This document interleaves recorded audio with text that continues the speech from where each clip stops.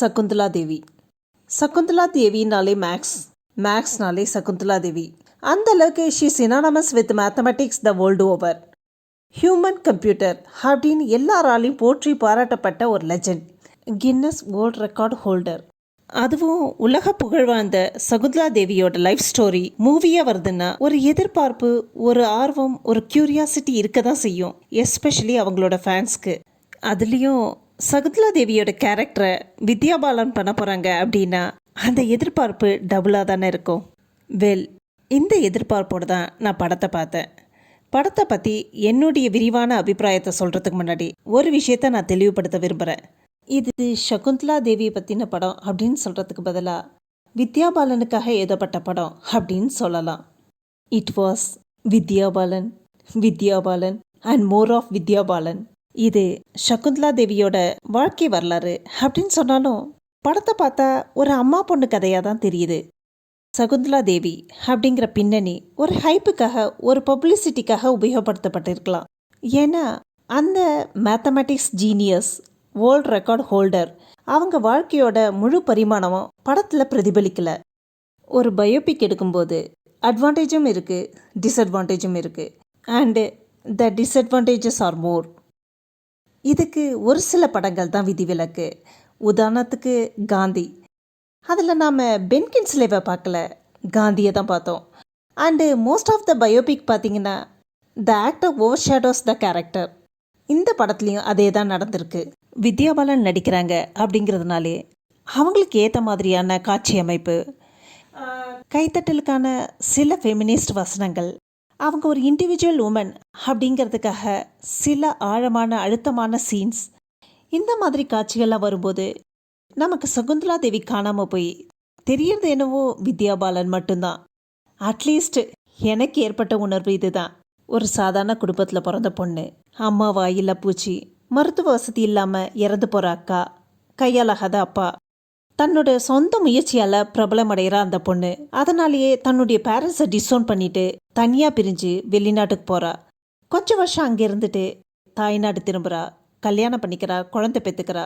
தனக்கு கிடைக்காத பாசம் அந்த குழந்தைக்கு, அதாவது தன்னுடைய பொண்ணுக்கு கிடைக்கணுங்கிறதுக்காக அந்த குழந்தை மேலே ஓவர் பொசசிவாக இருக்கா. அந்த குழந்தை வளர்ந்ததும் இந்த ஓவர் பொசசிவ்னஸே அந்த குழந்தைக்கு இடைஞ்சலாக இருக்குது. இவளுடைய நிழலே வாழ வேண்டிய கட்டாயம் அந்த பொண்ணுக்கு.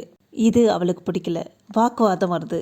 நீ எப்படி உன்னோட அம்மாவை விருத்தியோ அதே மாதிரி நானும் உன்னை வெறுக்கிறேன் அப்படிங்கிறா பொண்ணு. அவளை விட்டு பிரிஞ்சு போறா, தனக்கு பிடிச்சவன கல்யாணம் பண்ணிக்கிறா. இவங்க அம்மாவோட ஏற்பட்ட கசப்பான அனுபவத்தால அவளுக்கு தாயாக கூடாதுங்கிற எண்ணம். ஆனா சந்தர்ப்பவசத்தால பிரெக்னென்ட் ஆகிறா, குழந்தையும் பெற்றுக்கிறா. இதுல ஹைலைட்டான விஷயம் என்னன்னு பார்த்தீங்கன்னா, டுவோர்ட்ஸ் த எண்ட் அம்மா பொண்ணு ரெண்டு பேருக்குமே ஒரு ரியலைசேஷன் வருது. அதாவது ஆல் அலாங் ரெண்டு பேருமே அவங்க அம்மாவை அம்மாவாக பார்த்தாங்களே தவிர ஒரு இண்டிபெண்ட் உமனாகவே பார்க்கல. இந்த கிளைமேக்ஸ் ரொம்ப டச்சிங்காக இருந்தது. இது இவங்க மட்டுமே இல்லை, எல்லாரும் உணர வேண்டிய உண்மை.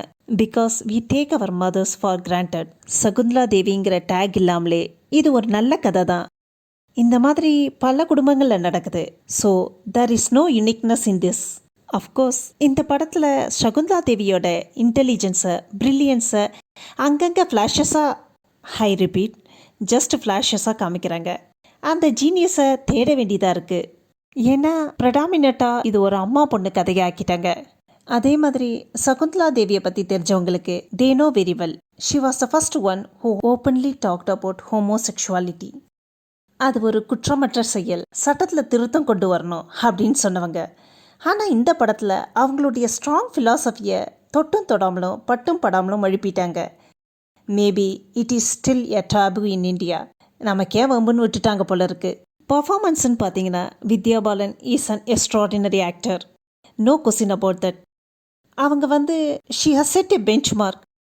ஆனால் ஆஃப் லேட் ஸ்டீரியோ டைப் ஆகிறாங்களான்னு தோணுது. இந்த படத்தில் she gets so carried away by the character. I felt நிறைய இடங்களில் ஷி ஓவர் ஆக்டட்.